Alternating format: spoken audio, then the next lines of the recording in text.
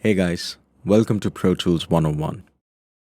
In this lecture, we're going to carry on with Chapter 4 from the textbook of our syllabus. Before we start off with Chapter 4, I'd just like to review what we discussed in our last lecture. In our last lecture, we looked in detail all the various edit tools that we have in Pro Tools and the edit modes. There are 6 main edit tools in Pro Tools. We have the Zoomer tool, the Trim tool, the Selector tool, the Grabber tool, the Scrubber tool, and the Pencil tool. Actually, there's a 7th one as well, which combines the features available to you in the Trim tool, Selector tool, and the Grabber tool, and which is what we call the Smart tool.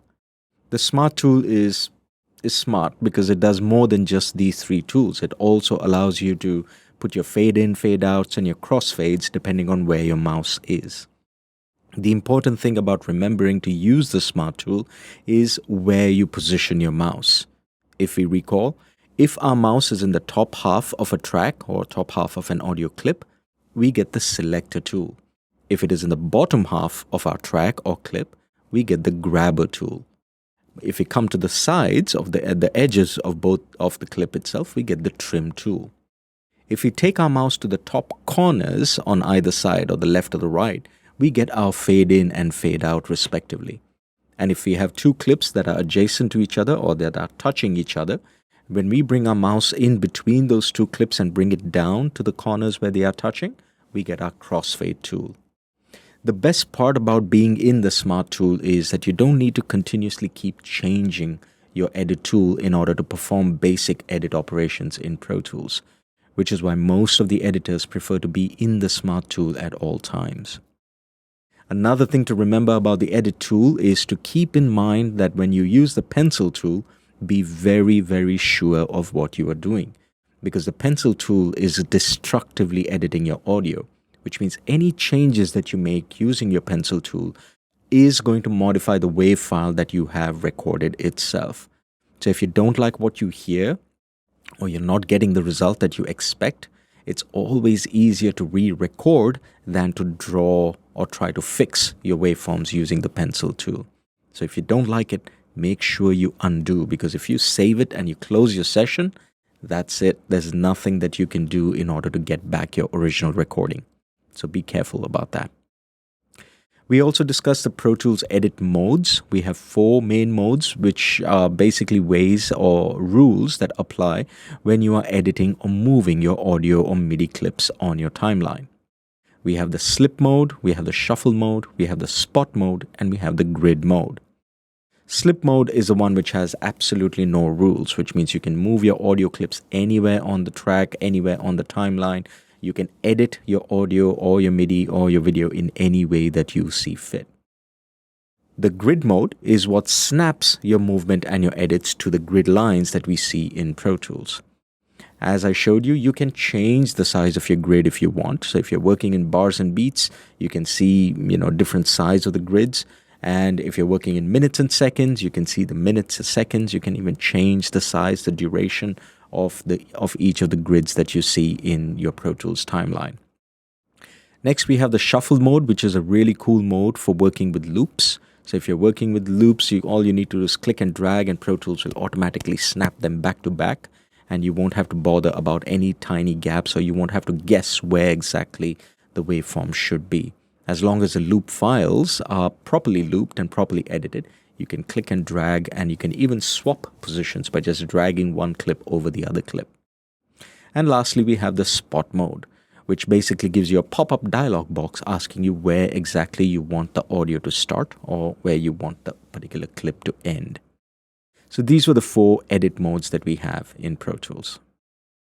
In today's class, we're going to recognize the difference between a Pro Tools session and a Pro Tools project. We're going to see how to choose appropriate parameters when we are starting a new session or a project.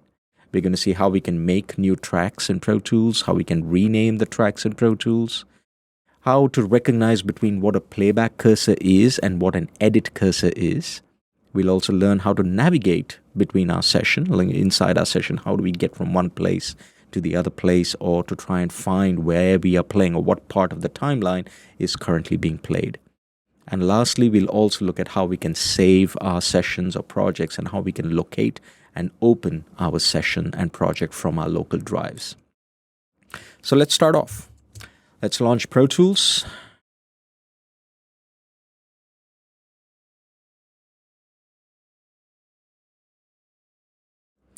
The first window that you will see every time you launch Pro Tools is this. This is what we call the dashboard. It's the place that allows you to create a new session. It's the place that allows you to open an already created session, or it's a place that allows you to work on projects which you're collaborating with other artists, sitting somewhere else in the world. That is actually the difference between a project and a session. Whenever you create a Pro Tools file and you store the entire work that you're doing in Pro Tools locally on your hard drive, that means you're not storing it online, it's called a session. But if you're working on a project with someone else who's not in the same studio, who is somewhere else, and you're storing that entire Pro Tools file that you're working on in the cloud, it's what we call a project. So that's when you see the words session and a project, in Pro Tools, they are the same thing, but it's where you actually save them that defines what it is. In terms of the content, in terms of what you can do or cannot do in between both of these, they're exactly the same. There's no difference between a session and a project. But a session is usually what we call when you store your Pro Tools file locally. That means on your own computer hard drive, or if you have an external hard drive, you're storing it offline. Right? If it is online and if it is a project that you're working on with somebody else, that means you're editing or recording something in your place, you have a friend who's recording or editing something in his place, and you guys are both using the same project at the same time, that means you're collaborating with each other distantly. You're collaborating each other remotely. So you will store the project online using Avid's storage system that's made available to you. Right? So that is called a project. You can create both in Pro Tools. So when you open up Pro Tools, the dashboard window actually gives you the option to either create a local storage, which is a session, or it allows you to create your Pro Tools project on the cloud. If you do want to create a collaboration project, or if you want to store your project in the cloud, you will need to sign in to your Avid account, which can be done from the top corner over here. Or when you select collaboration and cloud backup, Pro Tools will ask you to sign in once you fill in the other details. For the sake of our class, let's work with a session. Let's not store anything online. Most studios actually don't connect their computers to the online world, so you may want to rethink actually having to store everything online. And of course, you have limited storage space when you're working with Avid's storage unless you pay for extra storage. So I tend to work with everything offline. I tend to prefer to work with everything on my own local drives. That way I'm not relying on internet connections. I'm not relying on internet speeds in order to be able to synchronize the sessions. I prefer to work with everything offline. But it's a personal choice, so you can choose what you want. So when you want to create a new session or create a new project, we use the Create tab. If it is a project or a session that we are already that has already been created, and I want to open up something that I have already done before, I can come to the Recents tab, and it will show me the last couple of projects that I have worked with, or the last couple of sessions that I have worked with. Like over here, I see these 5 different sessions that I have created and opened within the last couple of days. So I can either choose to open one of them directly over here, or I can obviously go to the File menu and say Open as well. If it's a project that you're working on, that means if it's something that you're collaborating with someone else and you have stored the project online, you can come to the 3rd tab where it says Projects. But again, for this particular tab to actually show you the projects that you have saved online, you need to sign in to your Avid account using this top Sign In button. For today, let's go back to the Create tab. So when you are creating your session to store it locally, you have 2 choices. You can create a session completely from scratch. That means you can create a blank session by just telling Pro Tools what you want the session settings to be, or you can use a template. If you wish to use a template, the Pro Tools actually comes with a lot of templates depending on what kind of work you want to do. So by checking the Create from Template box over here, you can actually choose what kind of project you're working on. If you're a musician, if you're a composer, or if you're a songwriter, or you just want to record an instrument that you're playing, or maybe you're working in post-production, you can choose what category of template you want to work with. So if I'm working in music production, all right, let's say I select music over here, Pro Tools gives me a couple of different templates that I can choose from depending on the kind of music that I'm working with.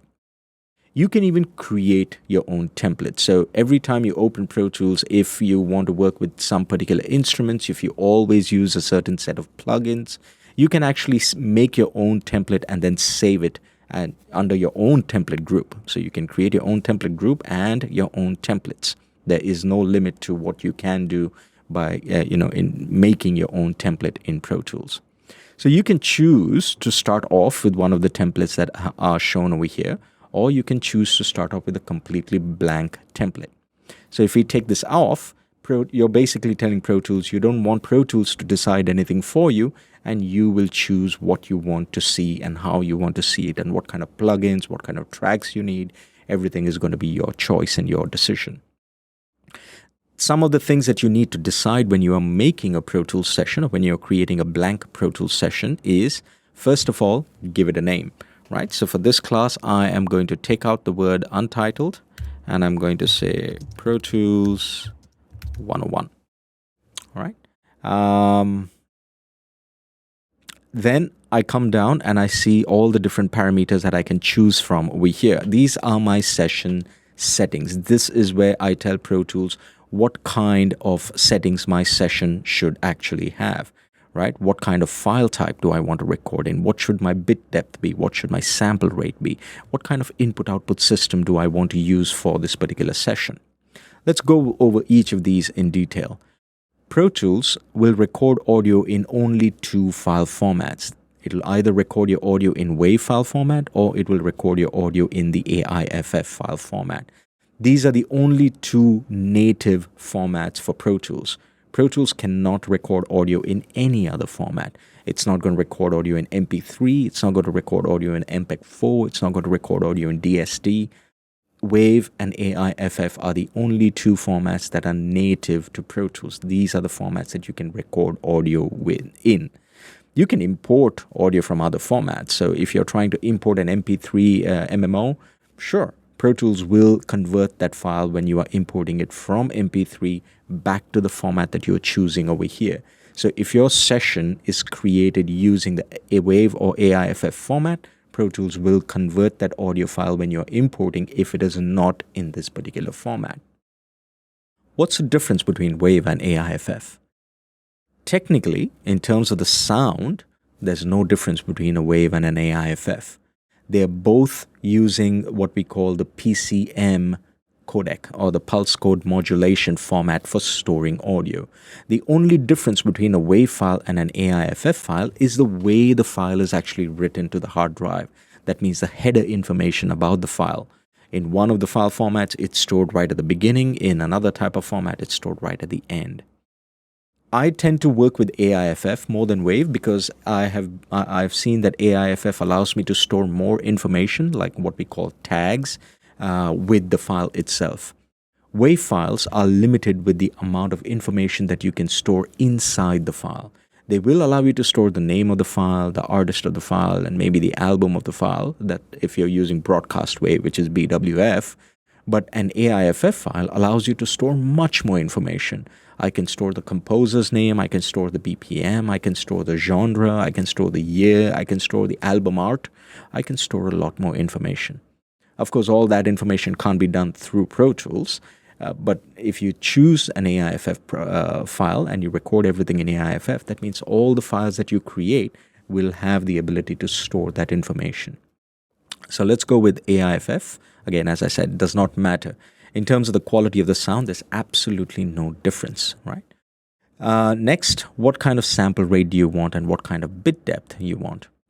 The maximum sample rate Pro Tools can record on your computer is going to be 192K. Of course, this depends on the hardware that you're using as well. Like On this computer now, I do not have an external interface connected. So I'm using the built-in interface. That means my MacBook Pro speakers and my MacBook Pro microphone in order to get audio in and out. The maximum capability of my Mac is going to be 96 kilohertz, which is why Pro Tools is showing me only up to 96K. It's not going to allow me to go higher than 96K, but the software can. So if I use an external interface which has a higher capability, which can go up to 192K, Pro Tools will give me the option of going all the way up to 192K. If you recall from our first lecture and from our last semester, we always said that higher the sample rate, the more detail you're actually capturing. So go as high as you think you can afford. Right? Keep in mind, higher sample rate and higher bit depth is going to take up more storage space as well. So depending on the kind of hard drive you're using, depending on how much space you have left, I would suggest going with the highest possible quality that you can afford. Right? Bare minimum you should be doing is 48 kilohertz. I do not recommend going anything below 48K for any of your projects that you're working in school or outside. Right? Keep it at least 48K 24-bit. If you can do 96K 24-bit, great. The thing to always remember is when you're choosing the quality of audio, you can always take out the audio if you want, which means if you record at 96K 24-bit and you want to release a CD, the standard sample rate bit depth of a CD is only 44,100 Hertz and the standard bit depth is 16-bit, right? 44.1K sample rate, 16-bit bit depth. You can always come down. You can always take out quality if you want to release a CD. But if you record everything at 44.116, you can't add the quality or add the detail after you finish your recording. So always go with the highest possible quality that you can afford. If you can do 9624, fantastic. Do 9624. It may not be a great song, but if it does become a hit, you don't want to go back, or you can't do anything to it even if you go back. You may have to just re-record it again if you want a higher quality. So to avoid that kind of work, go with the highest possible quality that you can afford, right? So go with 48K, and the bit depth, you will actually see we have three choices. 16-bit is the bare minimum you should go. You can't go lower than that in Pro Tools when you're recording. 24-bit is ideal. 32-bit is the next standard. I mean, it is a much higher standard, but it technically does not modify the quality of the sound that you are recording. 32-bit floating point comes into play only when you're processing your audio, which means when you're mixing your audio. So technically, even if you choose 32-bit float, your recordings are all 24-bit. How 32-bit helps is when you're actually processing your audio. That means when you're applying mathematical calculations to your audio using plugins, you are extending the headroom that is available to your audio so that you can extend the number of bits that you can use in order to perform proper computations, perform proper calculations. That's where 32-bit float comes. So when you're working with 32-bit floating point audio, you will technically never be able to clip because the amount of headroom that's actually available in 32-bit is more than 1,000 dB, right? So that I'm not talking about volume. I'm not talking about dBSPL. I'm talking only about the headroom range that's actually available. But that, again, takes effect only and only when you are mixing or working with processing your audio, not with recording. When you're recording, even if you choose 32-bit over here, your audio files are all going to be recorded at 24-bit. For now, let's leave it at 24-bit. Next, we have the I/O settings. Depending on the kind of hardware that you're working with, you can actually tell Pro Tools to take a look at everything that is available to it. Like I said, now on my computer over here, I don't have an external interface that's connected.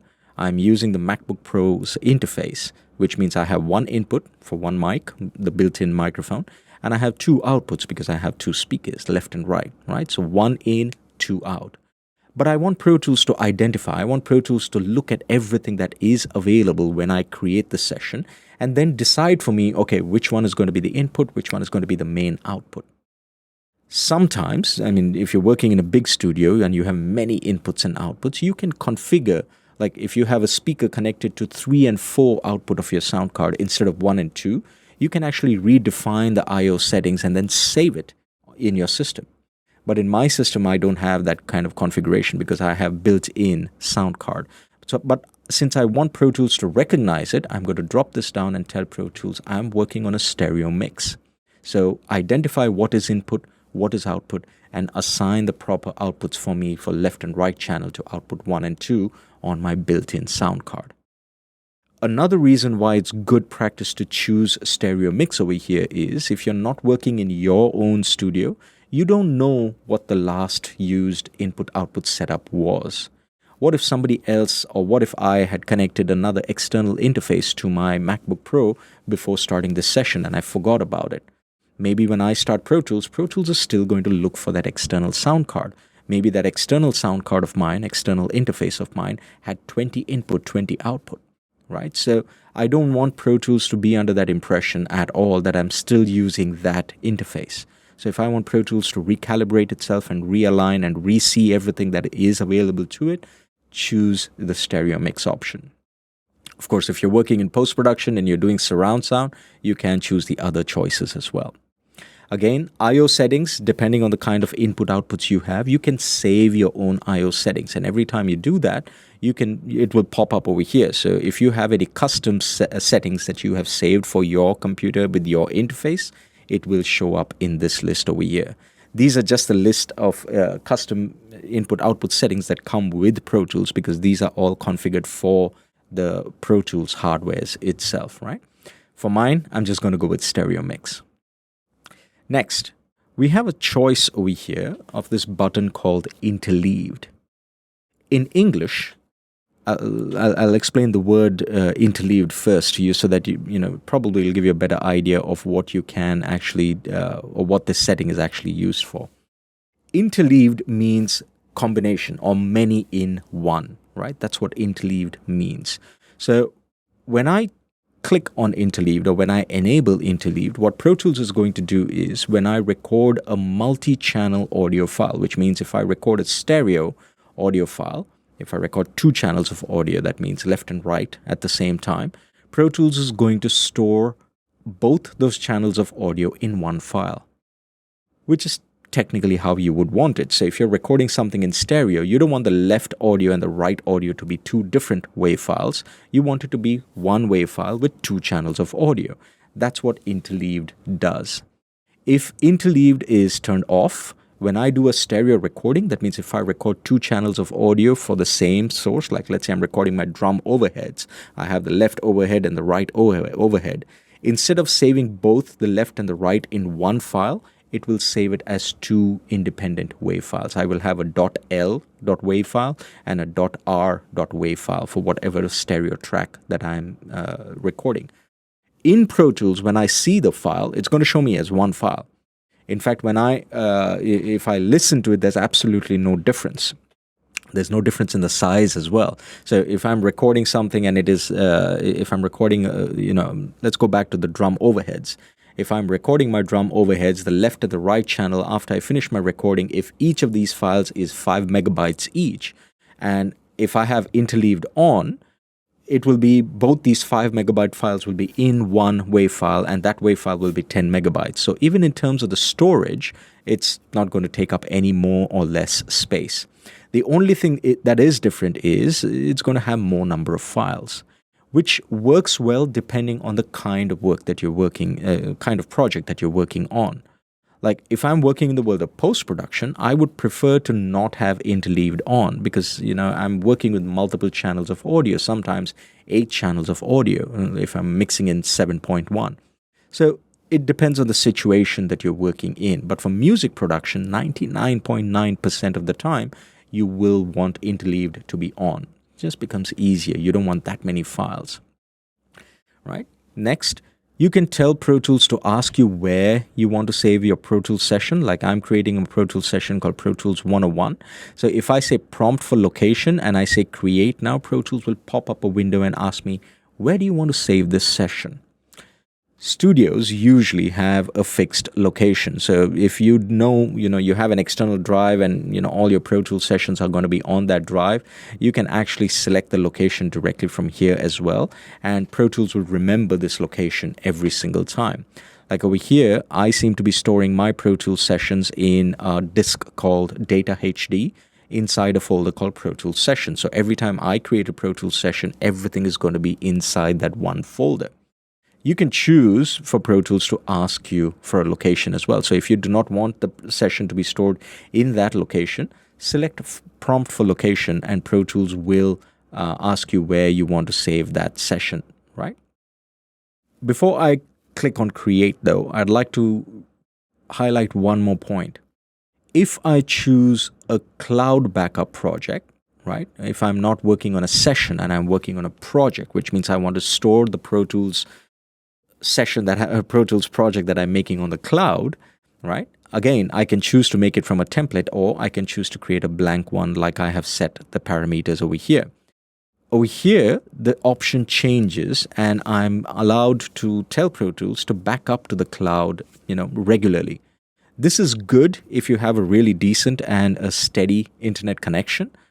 But it's a little dicey, right? It's not something that you want to be reliant on at any time. And God forbid something happens when the data is being transferred or some data gets misplaced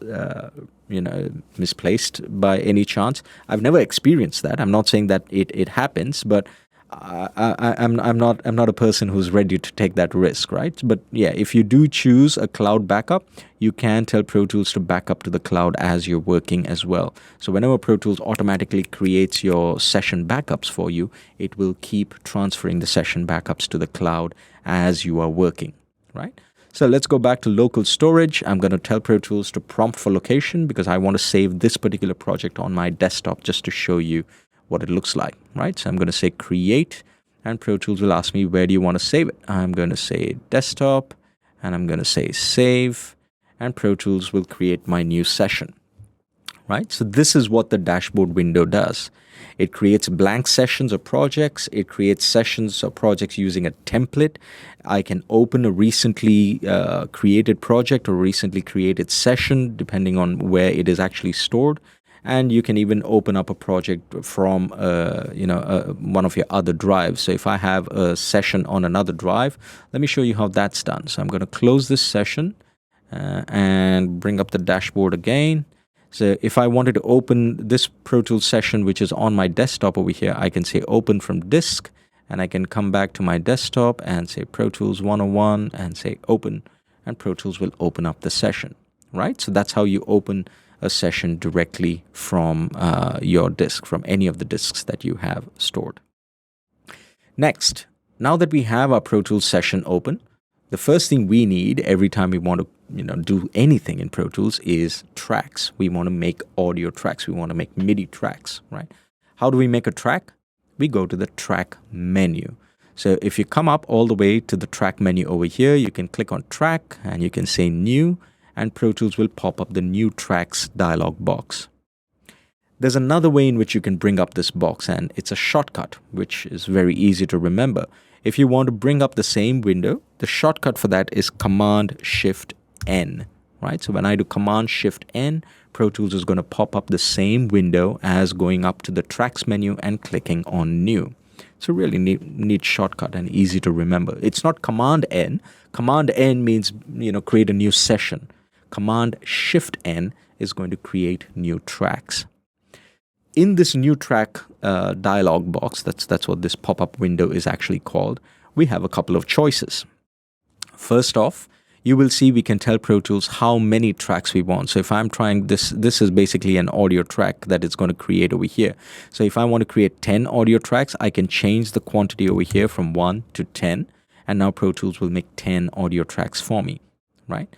How do I change what type of track I want? Where it says audio tracks, I can drop down the menu over here and here I can see all the different types of tracks that Pro Tools is going to make for me or Pro Tools can make for me. Let's go through each of them in a little bit more detail so that we understand what we can do or cannot do with each of these tracks, right? Starting with audio tracks. Audio tracks are the kind of tracks that I need if I want to import, record, or edit audio in a waveform display, which means if I want to see the waveform of my sound, I need an audio track. Audio tracks can be single channel, which means it can be mono, or it can be multi-channel as well. So if I'm recording a stereo, I can have a stereo audio track. If I'm recording a 5.1, which is a 6-channel recording, if I'm doing a 5.1, a 6-channel recording, I can create a 6-channel audio track as well. You can go all the way up to 8-channel audio track, right? So Pro Tools does allow single channel or multi-channel audio recording. Whenever you import your audio, if you want to edit that audio that you are importing, again, you have to put it on an audio track if you want to see the waveform. So any audio file that you have, if you want to see the waveform and you want to edit the waveform, you need an audio track.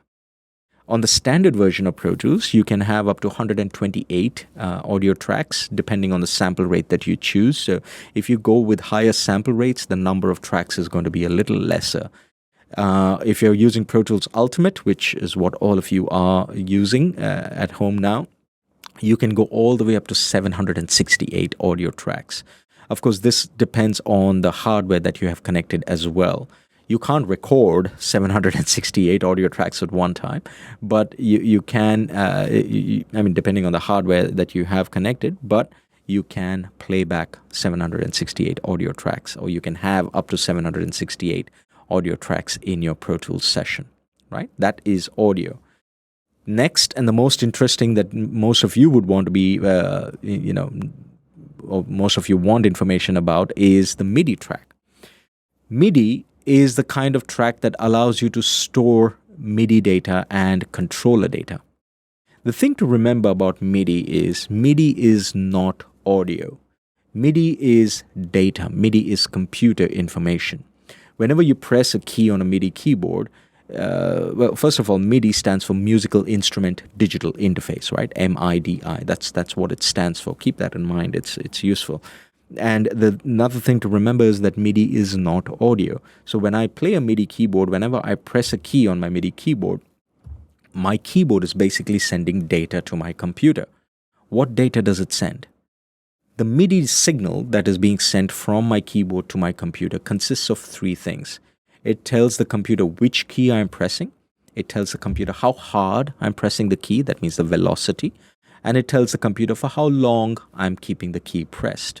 That's the information that goes from my MIDI controller to my computer. So whenever you're playing the piano, you're not actually playing the actual piano sounds. You are triggering the MIDI piano sounds. Your MIDI data is going to your computer. It's going to a particular plugin. It's going to a virtual instrument. And that virtual instrument is getting the information. It's getting which key you're pressing, how hard you're pressing it, and for how long you're keeping the key pressed. That's the MIDI data that gets transferred.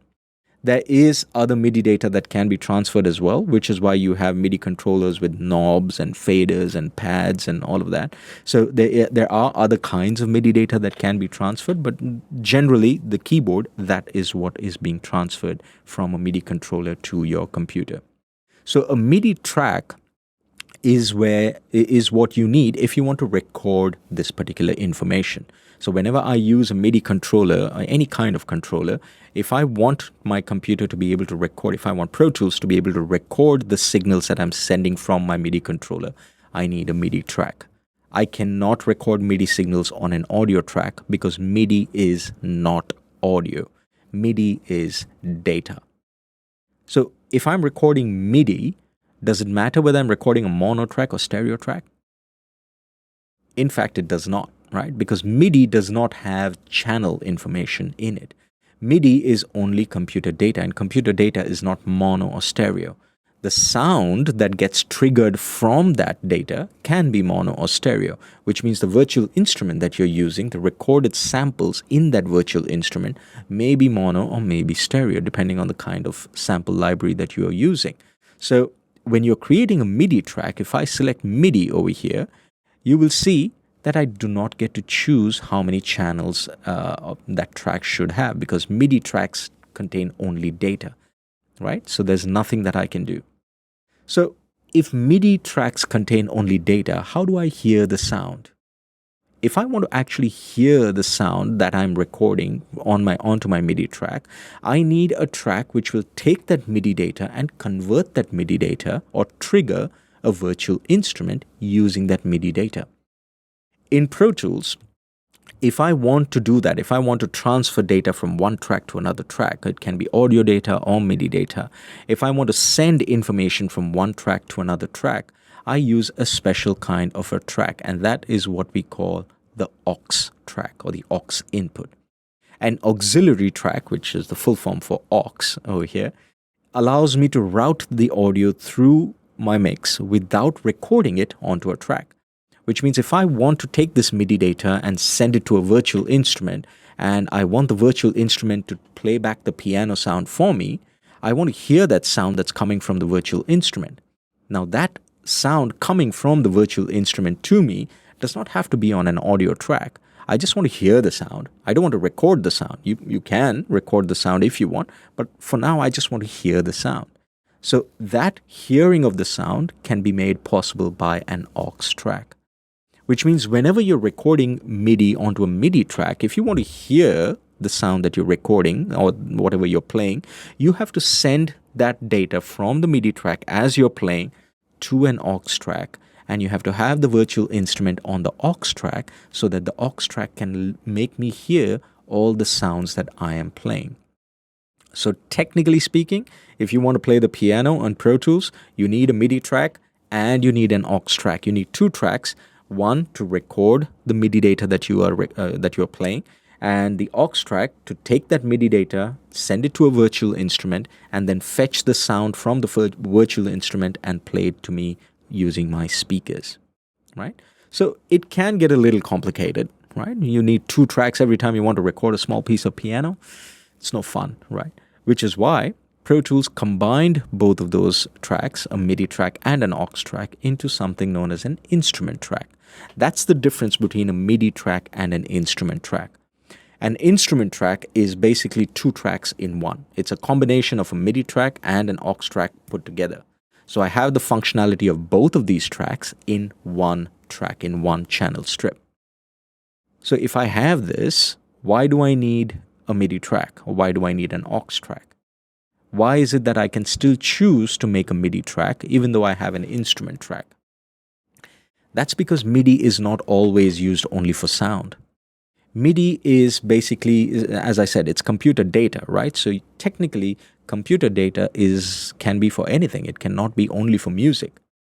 In fact, MIDI is very heavily used even in live shows to control lighting, right? I can send MIDI information from my DAW right to a lighting controller so that I can change the lights in a live show in sync with my music.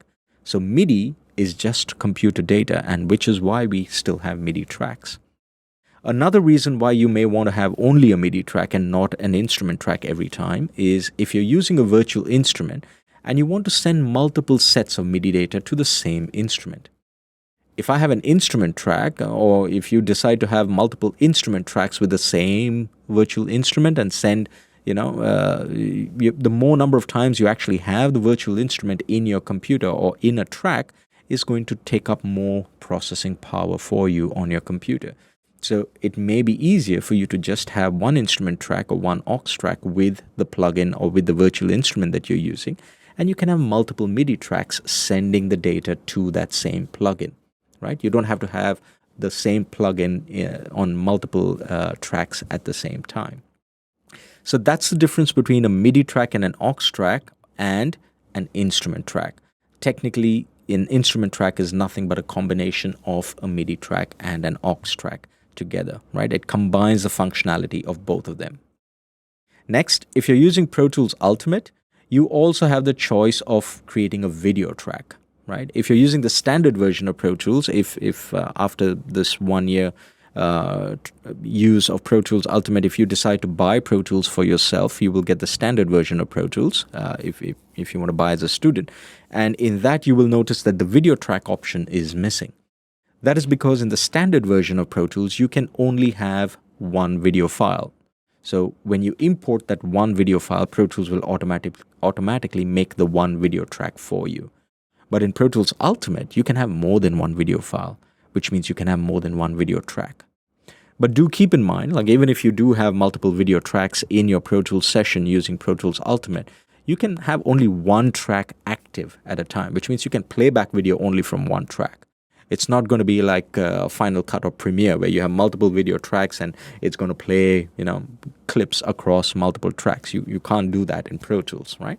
Pro Tools is not it's not a video software, it's an audio software. So the focus is more on the audio, right? The resources are not that heavily leaning when it comes to video itself. So you need to be a little bit more decisive. You need to make sure that the video track that you want to play is the only one that is active, right? But if you do want, you can have multiple video tracks as well. Next, we have the Vca Master Fader track. This is basically a track that is used with groups. So let's say I'm recording an entire band. I have 10 tracks for the drums. I select all the 10 tracks and I make a group called drums, right? And I want to be able to control the parameters of the entire drum kit using one fader, right? That's when I use a Vca Master Fader. It allows me to control the parameters of that particular group, which means it's useful only if you have groups. If you don't have groups, you can't use Vca faders, right? So you can have your track groups, you can have your drums, you can have your guitars, you can have your keys, you can have your vocals, you can have groups based on the kind of project that you're working on. And each group can have a Vca master, which means you can control all settings using one particular fader for that particular group. And lastly, we have the Vca Master Fader, lastly for audio, right? The Vca Master Fader, not Vca, the Master Fader is the track that controls the hardware outputs. So if I have a Master Fader in this particular Pro Tools session, the control that I have on the Master Fader is what controls the hardware output. That means my interface output. So in this case, my MacBook Pro speakers, the volume control for my MacBook Pro speakers will be controlled by the Master Fader, right? Next, we also have two types of folders, two types of tracks, which are basically folder tracks. Folder tracks allow you to be a little bit more organized in your audio life, right? And the first one is what we call a basic folder. A basic folder is it's basically organizational. So, like for example, I gave you the example of having 10 drum tracks, and when you're recording a band, you can have many more tracks as you want, but you may want to actually, keep putting all the groups of tracks that you have into a folder so that you can collapse them when you're not using them. Especially if you're working on a small screen, you want to be able to, collapse or hide some of the tracks at some times. So if you have a basic folder tracks, you can put all your drum tracks in one folder. If you have, many vocal tracks, you can put all your vocal tracks in another folder. And it does nothing else. Apart from solo and mute, there's nothing else that you can do using a basic folder track. So it's primarily for organizational skills, right? It's good to be organized, and it really helps. You can color coordinate them. So you can have your drums as blue, you can have your vocals as purple or whatever color you want, right? The second type of folder track that we have is what we call the routing folder track. Now, the routing folder track does a little bit more. It does everything that a basic folder can do, but it also does everything that a Vca Master Fader can do, which means it combines the functionality of the Aux Track and a Vca Master Fader and the basic folder, everything into one. It allows you to control the sounds that are inside that particular sounds that are on the tracks that are inside this particular folder, and by allowing you to control the parameters based on the group as well, right? So that's what a routing folder does. These are the different types of tracks that you can have in Pro Tools. For the sake of this example, let's go with an audio track over here. So I can choose an audio track. I can choose whether I want a mono track, a stereo track, or depending on how many channels that I'm working on. If I'm working on Atmos, I can go 712. But when you're working in music production, mostly you're going to go with just stereo or mono, depending on the kind of recording that you're doing, depending on the number of microphones that you're using and the situation you are in, right? So if I wanted a mono track, all I need to do is select mono. I can enter the number of tracks I want. Let's say I'm going to enter not 102, just 2 mono audio tracks. And you'll see another small drop-down box over here. And this is what we call the track time base. Pro Tools will automatically choose the right time base for you, but it's important for you to understand what a time base is. When you're recording anything in Pro Tools, Pro Tools needs to have a reference for what is being recorded. And the reference can be a positional reference or it can be a time reference. It can be a timing reference, right? Which means when I'm recording my audio, I want to make sure that everything that you record has an absolute location reference with respect to time. So when I'm recording, let's say I'm recording a drum track, recording a band, and the drummer comes in and he's going to play. He's going to play from the first minute to the second minute. He's going to play a particular style. From the second minute to the fifth minute, he's going to play a different kind of style. I want to make sure that all the recordings that he does is going to be with respect to time. It's going to be fixed with respect to time, right? It does not change. Audio should not change. If I want to change the tempo of my song, I need to go and tell the drummer, you need to play a little bit in a different speed because I want to change the tempo of my song. I can't make the audio change. Well, technically you can, but it's not good to do so. I should not make my audio change with respect to my tempo changes that I have. Audio changing with respect to tempo changes is something that you do with MIDI, right? So if I choose the track that I want to make as an instrument track or a MIDI track, when I choose over here, you will see that my time base changes. It was samples for audio, but now it is ticks. When it shows you ticks, I hope you understand what a tick is, right? When you're reading bars and beats, the third number that you see there, bars, beats, and ticks. That's what tick is, right? You have 960 ticks in every quarter note. So you have, if you're working in 4/4, every beat you have bars, you have beats, right? So every beat is going to have 960 ticks, right? So it starts from 000, goes all the way up to 959. After 959, it goes back to 000, right? It doesn't end with 999. It's got 3 digits, but it does not go all the way up to 999. 959 is the last number that it will go to, right? So irrespective of what your meter is, you will have 960 ticks for every beat, right? So when you're recording MIDI, you want to make sure that everything is with respect to bars and beats, because when you change your tempo, you want everything to move, right? What was recorded at bar number 1 or bar number 10 should be at bar number 10 even after you change your tempo. If your recording is with respect to samples, it's not going to be where bar number 10 was. So if I record something in MIDI, but my time base is set to samples, when I do my MIDI recording, even though I recorded at bar number 10, if I change my tempo, my MIDI is not going to conform. My MIDI is not going to change based on the bars and beats. It's going to be fixed with respect to the timing in my Pro Tools session. So if bar number 10 was at, let's say, 1 minute and 10 seconds, when I change my tempo, if bar number 10 is actually now at 1 minute and 5 seconds, the MIDI that I recorded on this time base is still going to be at 1 minute and 10 seconds. It does not change with respect to my tempo. So when you are recording MIDI, the thing to remember in this is when you are recording anything using virtual instruments, using MIDI, you want to make sure that your time base is ticks. When you're recording anything that is audio, you want to make sure that your time base is samples. Pro Tools is smart enough. It does automatically set the right thing for you. You don't have to do it yourself. But if there is a situation where you want to change it, you can. Which means I can create an audio track and make sure it is in ticks. Which means when I change my tempo, there is another setting which if I enable, I can tell Pro Tools to automatically resize my audio as well. That means if somebody is singing at 110 BPM, I can make their voice change and sing the same song at 120 BPM without having to record them again. It's not recommended, obviously. You don't want somebody to sound like a chipmunk when you change the tempo, but it is possible, right?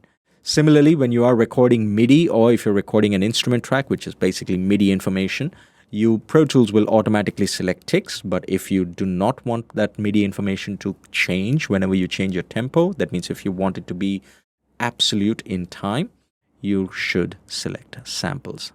Again, not recommended, but possible if you want, right?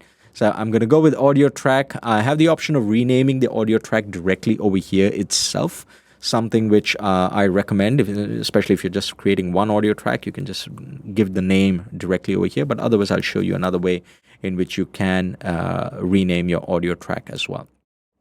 Pro Tools also allows you to make multiple types of tracks at one time, which means if I want to, let's say I want 2 audio tracks, I want 2 instrument tracks, and I want 2 aux tracks, and I want 1 master fader. How do I do that? Well, I can just click on the plus sign over here, and I can tell Pro Tools I want 2 instrument tracks, and I want my instrument to be stereo because the virtual instrument that I'm going to use is going to be a stereo one. I can click on the plus sign again, and I can tell Pro Tools I want 2 aux tracks because I want to add a reverb and a delay. So I want to use 2 aux tracks over here. And lastly, I want 1 master fader. And because my master fader is a stereo output, I want a stereo out. Again, you can choose to rename the tracks over here. You can change the order of the track. So if I wanted my master fader to be right on top, all I need to do is click this and move it all the way to the top. And I am now, when Pro Tools makes the track, it's going to make my master fader first, then 2 audio, then 2 instrument, and then 2 aux inputs, right? You can edit this again before making any change. So let's say I do not want aux inputs and I want only 1 instrument track. You can do that, and then you can say create. You can delete any of the tracks that you're creating by clicking on this minus sign over here. And oh, by the way, the shortcut also works. So as this window is open, if I do Command-Shift-N again, it's just going to add another row and ask me what kind of track I want, right? So I can take it out. So I can either use the plus sign or I can continue using the shortcut, which is Command-Shift-N. So now when I hit create over here, Pro Tools is going to create 4 tracks for me. It's going to create 1 master fader, which is going to be right on top. It's going to create 2 audio tracks in mono. And it's going to create 1 stereo instrument track for me. So let's hit create, and there we go. I have my 1 master fader over here. I have my 1 audio 1, I have audio 2, and I have instrument 1, right? So Pro Tools made 4 tracks for me. It's always good practice to make sure to rename your tracks before you start your recording, right? Here's why. Let's say I want to do a recording on this track. I'm going to mute this track and then hit record because otherwise it's going to give me a feedback loop, right? My sound is going to go in and come out from the speakers. So that's why I muted it over here. You don't need to mute it if you're wearing headphones, or you don't need to mute it if you have if your voice microphone is in a different room. But for this example over here, since my microphone and my speakers are built into the MacBook, it's going to cause a feedback loop. So I'm just muting it for now. So when I do a recording over here now, look what happens when I press record. Pro Tools has begun recording. I can see that my voice is also being recording, right? And I press stop. Now let's zoom in. Take a look at what happened to the name of the audio clip. My audio clip is called audio1_01. If I do recordings without renaming my audio tracks, Pro Tools is just going to use the name of the audio track. And after I finish my recording, I will not know what my audio 1 is, what audio 2 is, what audio 3 is, especially if you're recording a band and you have like 16, 17 tracks, which is very normal. Imagine the nightmare that you're going to have after you finish your recording trying to identify, okay, which one is the bass, which one is the guitar, which one's the acoustic guitar, which one's the keys, right? You don't want to be in that situation. So rename your tracks.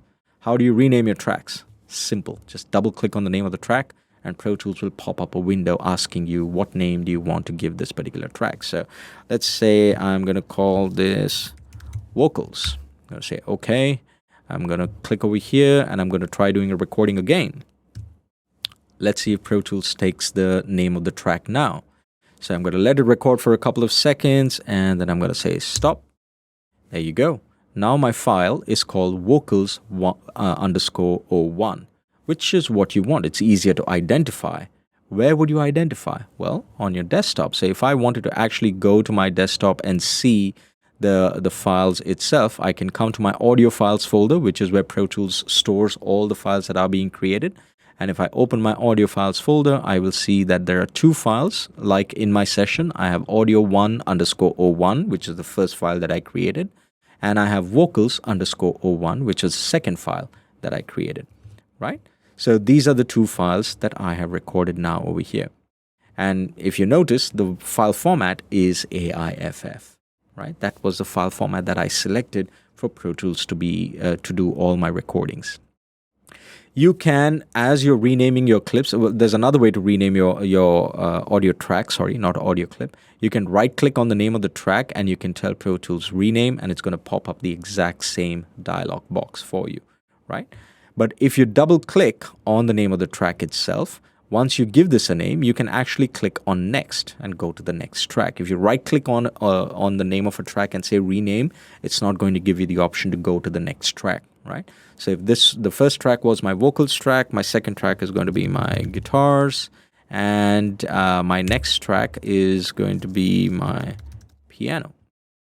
Oh, by the way, I use a shortcut to go to the next track. I use Command up and down to go to the previous track and the next track, right? If you're using Windows, I think it's Control up and down arrow key.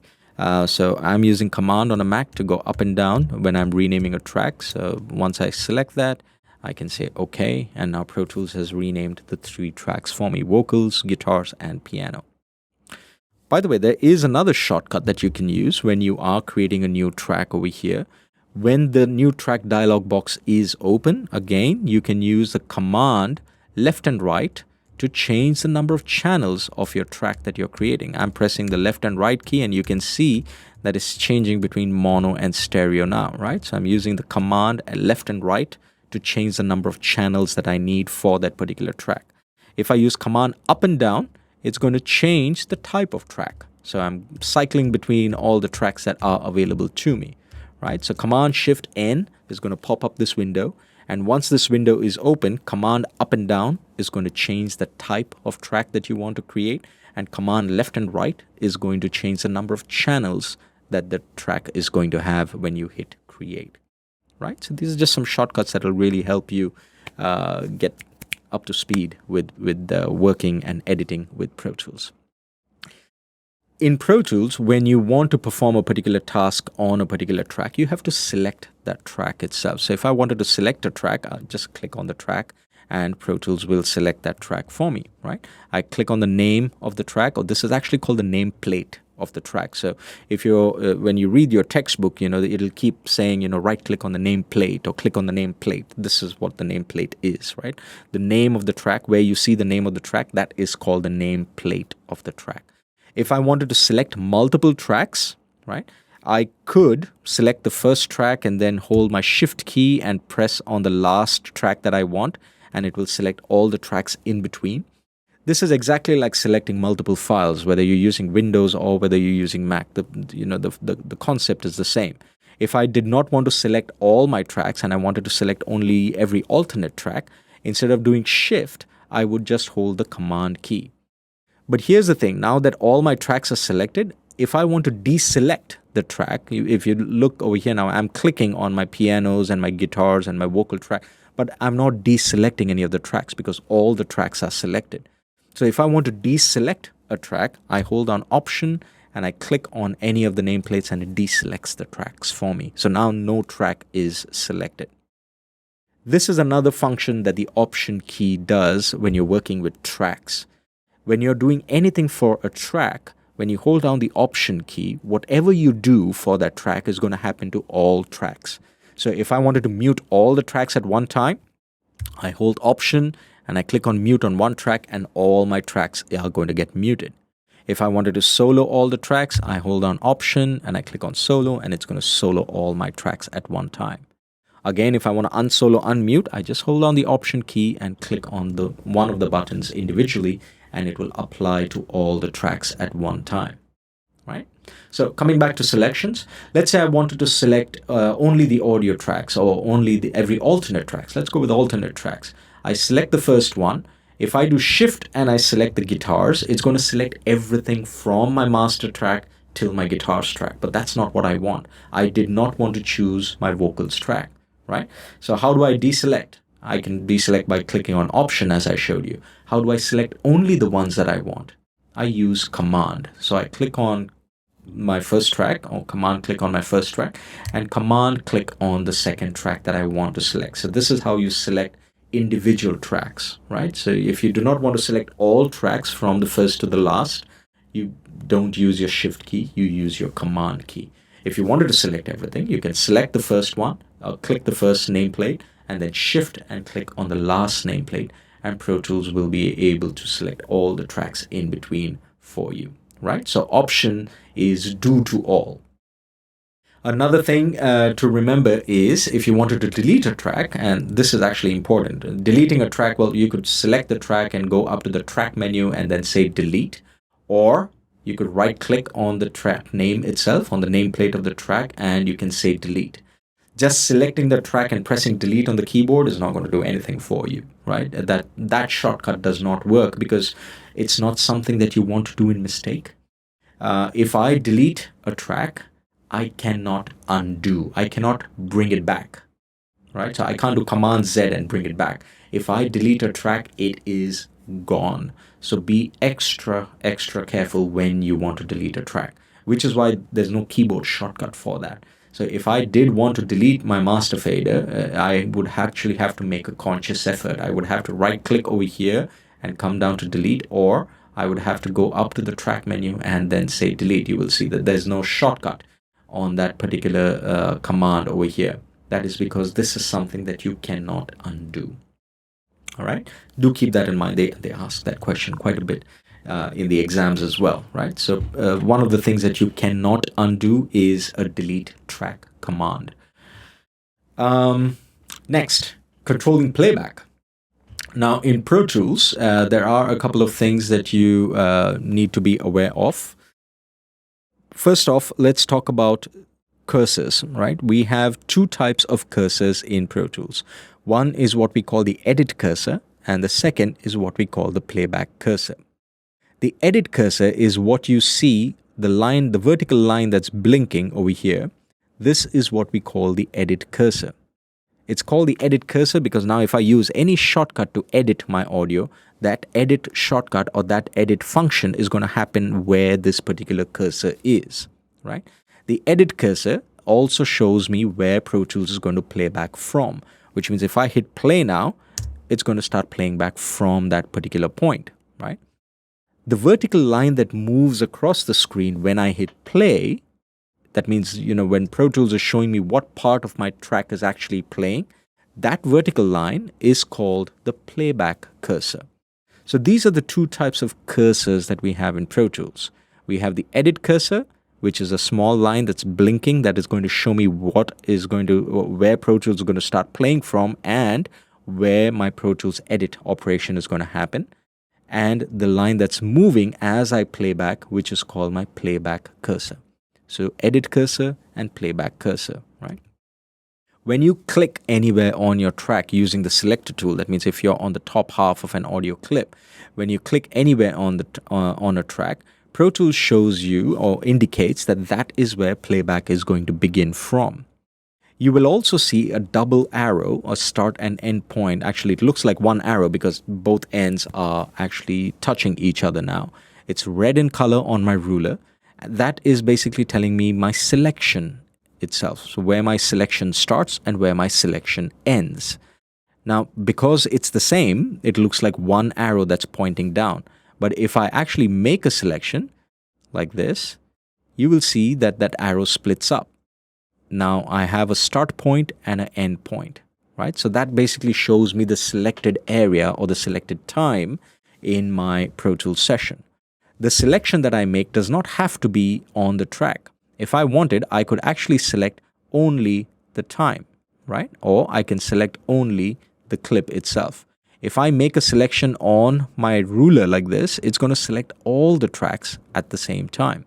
That's because I'm making a ruler selection. And there is a function in Pro Tools which is called link your timeline and edit selections.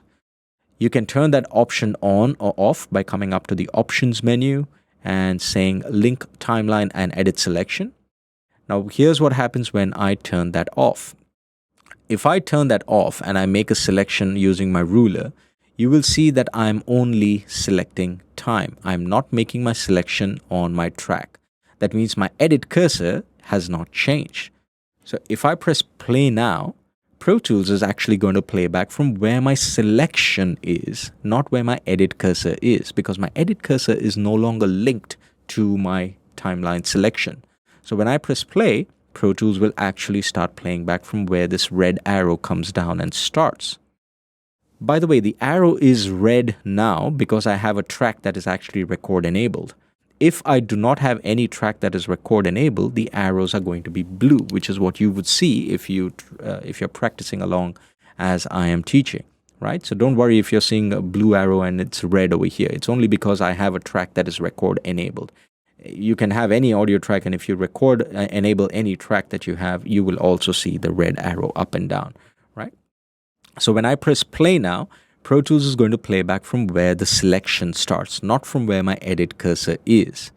Why is this good or why is this bad? Well, it's not good or bad. It actually allows me to perform my edit operations without changing my playback selection. So if I wanted Pro Tools to select and playback only from this word to this word over here, but at the same time I want to continue editing my first clip over here, Pro Tools will allow me to do that, right? So any selection that I make on my track is not going to impact my timeline selection. Pro Tools will always play back audio from my timeline selection. So when I hit play, I will see that the audio from my vocals_01 track is going to play, not from my audio1_01 track, like this, right? I can link it back again, which is usually what you want to be happening at all times, because you don't want it to be separate. So if I have two selections made like this, now I have a clip selection made over here and I have a timeline selection made over here. If I go back to the options menu and I turn on link timeline and edit selection, guess what's going to happen? Which one is going to go off? Is my selection on my track going to go off, or is my selection on my timeline going to go off? Let's see. When I go to options and I say click link timeline and edit selection, what's going to happen is my track selection is going to have a higher priority than my timeline selection. So when I turn that option on, it's going to ignore whatever my timeline selection was, and it's going to realign itself to my track selection, my edit selection itself, because it's assumed that, you know, your edit selection is what you will be doing the most, and that's more important because that's what you have just selected compared to the timeline selection itself. You don't have to go to the options menu to turn it on or off at all times. You could just click on this button over here under the zoom tool. It's the same thing. Link timeline and edit selection can be turned on or off by clicking on this particular button that's under the zoom tool, right? You can also try to identify where the playback cursor is at all times. So now let's say I'm going to move this audio clip a little bit ahead in time, right?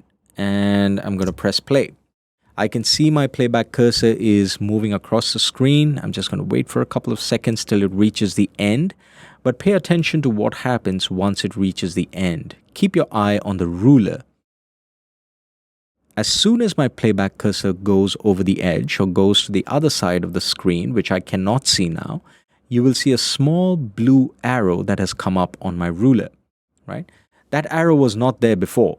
Right, let me show it to you again. So I'm going to make my edit selection over here. That means I want Pro Tools to start playing back over here. Let's move it so that there is no number. There we go. And I'm going to press play again. Keep an eye on what happens once my playback cursor goes off the screen, right? As it's going to cross off in 1, 2, 3. And I have the blue arrow over there again.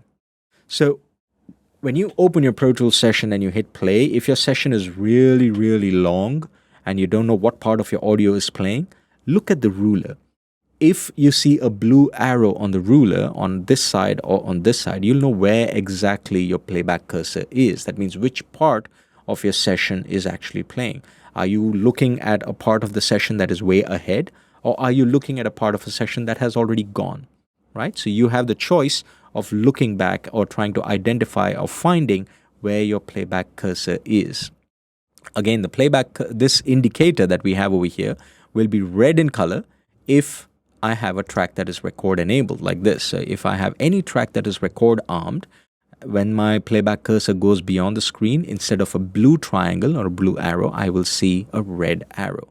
It does not modify anything. It does not change any of your sound. It's just a way to indicate to you that, okay, something may record. So be careful of what you press on your keyboard, because there is a track that's ready to record. So depending on what mode you are in, Pro Tools may just start recording without telling you anything. So please make sure you are aware. So it's just different ways of keeping you alert, right?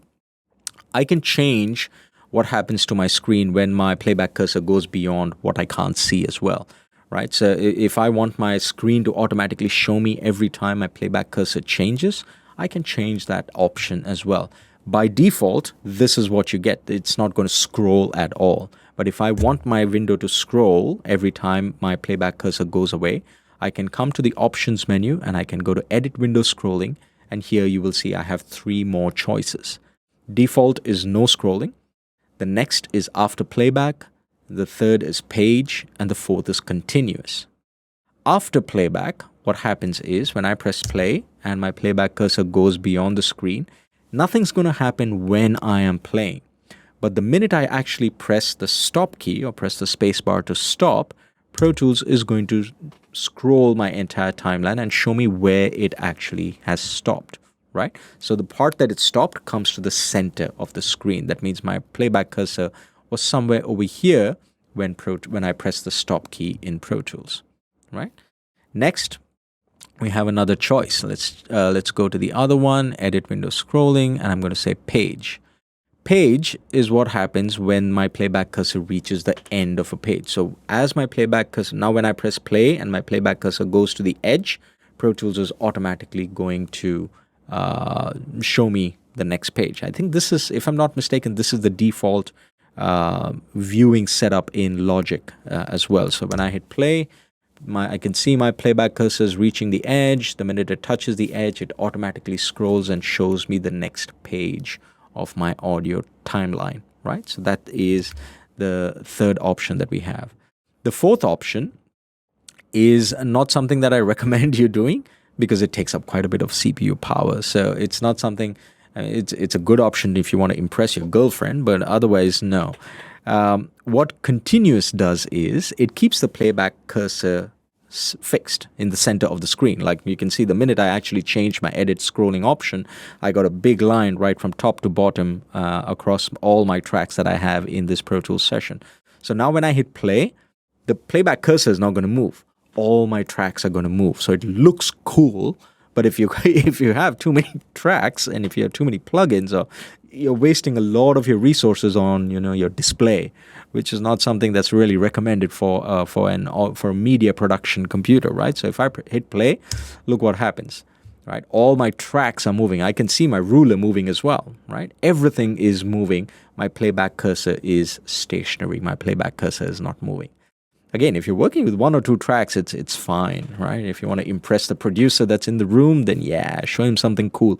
But if you're working on a project and you're trying to compose, you're trying to try and save your resources, your RAM or everything for your actual work, not recommended.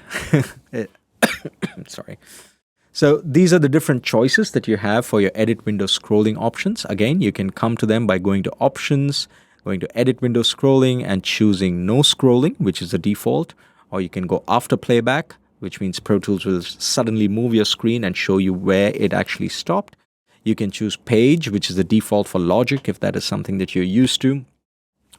You should not be used to Logic. But if that's something that you like, you can use page or you can use continuous, right? I prefer to be no scrolling. I'd like to move around my timeline at my own free will, right? So these are the different scrolling behaviors that we have. And lastly, let's talk about saving your Pro Tools sessions. Obviously, the easiest and the most commonly used method is Command S if you're on a Mac, or Control S if you're on Windows. Every time you make a simple change, you will notice that the icon on a Mac, it gets grayed out. And the minute you save, when you hit Command S, it will actually get the full color, right? But anytime you make an edit, even if you move your edit cursor a little bit, it will get grayed out again. That's because Pro Tools knows something needs to be saved. So you can either hit Command S or you can go to the File menu and you can say Save, right? So these are the the quickest ways in which you can save your Pro Tools session. If you wanted to keep the session as is and you wanted to make a copy of the session, right, you can do a Save As, right? So what a Save As does is It'll not change, it'll not recreate the entire folder structure for you, but it'll create another PTX file. So let's say you just wanted to make a slight change, but you did not want to edit the first version. You wanted to have a version 2 of your mix or your recording. So I can do a save as, and I can say version 2, Pro Tools 101 version 2, and I say save.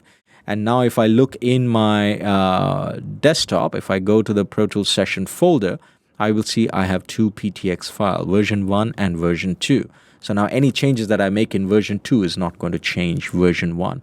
But if you see, all the other folders that are created are not changed. It's not recreating the entire folder structure. It's just recreating the PTX file for me with a different name. The thing about using the save as function is two things to remember. One, every time you use the save as function, Pro Tools is now going to show you the new version of the file that you just saved as, right? So I did a version of Pro Tools 101 V2, and the file that I see right now in front of me is the V2 file. It's not the V1 file. I cannot have two Pro Tools sessions open at the same time. I can have only one Pro Tools session open at one time. So if I wanted to go back and open V1, I would have to close version 2, and only then Pro Tools will open up the first one. And the second thing to remember is, if you are making a copy of your Pro Tools session to give somebody else, you can't just do a save as. Or if you wanted to save this Pro Tools session as version 3 and you're going to hand in version 3 to me, you can't come to the desktop and say save as version 3, or select a USB drive over here and say save as version 3. Because when you do this save as, and I now come to my desktop over here, you will see that Pro Tools creates a new PTX file for me, but it does not have the audio data in it. It does not have any of the Pro Tools information in it. So if you copy this file and give it to me, I will not be able to do anything with that file. All right? So what you want to do is, when you do a save as, always copy the full folder, right? If I wanted to go back to version 2, I can just double click over here, and Pro Tools will close version 3 and open version 2 for me. So this is my version 2 of the file, right? If you did want to save the entire project as an entire folder with everything that you have done in it, you can do something called a save copy in, right? So if I go to file, I can do save copy in, and here I can tell Pro Tools what to save. Do I want to save the audio files? Do I want to save only the main playlist, only the selected tracks? Do I want to save my plugins? Do I want to save my video files? Do I want to save my effects? What is it that you want to save? You can save. You can decide what you want to save and then say OK, and then Pro Tools will recreate the entire session for you in a new folder, right? So this is another way in which you can do your save. You can even change your the version of Pro Tools that you're using. So you can change the format and tell Pro Tools, maybe you're giving your Pro Tools session to somebody who does not have the new version of Pro Tools. They may be still using Pro Tools 9 or Pro Tools 8, which, by the way, many people still do use, right? Many people who are working in music production, they don't see the need to change. That is one thing that, I always recommend people to do as well. Don't keep updating your OS when you don't need to. If everything's working, just stay with it, especially when you're working with media tools, right? If it's a home computer, fine, keep updating it, no problem. But when you're working with audio, video, photos, graphics, or whatever it is that you're using for school especially, don't be in a hurry to update your OS and Pro Tools as well, right? Just keep it. If it works, just leave it. Right? So save copy in will allow you to create a complete backup for you. If you wanted to open a Pro Tools session, again, you can just go to your desktop and you can double click on the PTX file. It will open it for you. Or you can come up to the file menu. You can say open session, and Pro Tools will open up the session for you. If you say open project, it'll ask you to log into your Avid account, and you can select what you have stored online, and you can open the session from there. There's another way in which you can actually open your Pro Tools sessions as well, and there's another way in which you can search for your Pro Tools sessions as well. One of the most common ways that people actually do searches on a Mac or PC is to use the operating system's search function, which is not bad, but it's not the best, right? It's not very, very accurate. Pro Tools has its own search window, and that is what we call the Workspace Browser. To bring up the Workspace Browser, we go to Window, we go to New Workspace, and we say Default. And when I bring this up, Pro Tools will show me all the hard drives that I have connected to my computer at this time. So I have two drives. I have my Macintosh HD and my Data HD. Most of my stuff is in my Data HD, right? You can drop down the volumes folder over here and you can select which folder you want to search under. Do I want to search my Mac HD? Do I want to search my Data HD, right? So let's say I want to search my Data HD. I can do a search over here and I can say DDM5441, which is another module that I teach over here. And I can see all the files which have got the name DDM5441 in it. I can even tell Pro Tools what type of file I want to look for. Like maybe I'm not looking for audio files. I want to see only the Pro Tools session files, right? In which case I can click on this plus button over here with the magnifying glass. I can click on what I want the file to be. So I want the file format to be a Pro Tools session file. So Pro Tools 10 to 2020 session, and there we go. So these are all the PTX files that are related to DDM5441 for me, right? Oh, sorry, this is actually everything. Now I need to type DDM5441 if I want, right? So you can tell Pro Tools to show you what different kinds of files as well directly from here. And if you wanted to open a file, you can stop the search over here. If I wanted to open a session, I can navigate. If I know exactly where the session is, I can go up to my desktop, users, Homebrush, desktop, Pro Tools 101. This is version 2, so I'm going to open the version 1 again. All I need to do is double click and Pro Tools will ask me, do you want to close version 2? I say, yeah, save it and close. And boom, this is my version 1 of the file, right? As I said, Pro Tools can have only one PTX file, one session file open at a time, session or project. So if you already have a project or a session open, Pro Tools is going to ask you to save it or close it and then reopen the new one that you have selected. So that's how you open files. That's how you locate your files. That's how you save your files as well. Cool. So in this lecture, what we have seen is in this chapter 4, we've actually seen the difference between a session and a project. Do remember, a session is what you store locally. A project is a file that you store in the cloud using Avid's cloud storage system. We saw how we can create a new session, a blank session using the parameters. The important thing to remember in that is that you can record your audio only in two formats, WAV or AIFF. You can't record in MP3. You can't record in any other format, only WAV or AIFF. There is no difference between WAV and AIFF. The maximum sample rate that you can record a session in Pro Tools is 192 kilohertz, right? 192,000 hertz. The maximum bit depth that you can go to in a recording session is 32-bit floating point. Pro Tools will always launch depending on the kind of, based on the interface that you have hooked up. You can tell Pro Tools to use any interface that you want. Pro Tools will reassign your input-output whenever you create a new session. So make sure you choose the right kind of project that you're working on. You can choose to start working on a new project using a template. Do experiment with that. Do play around with that. See what you like. See what you don't like. In later chapters, or we can even look at how you can create your own template.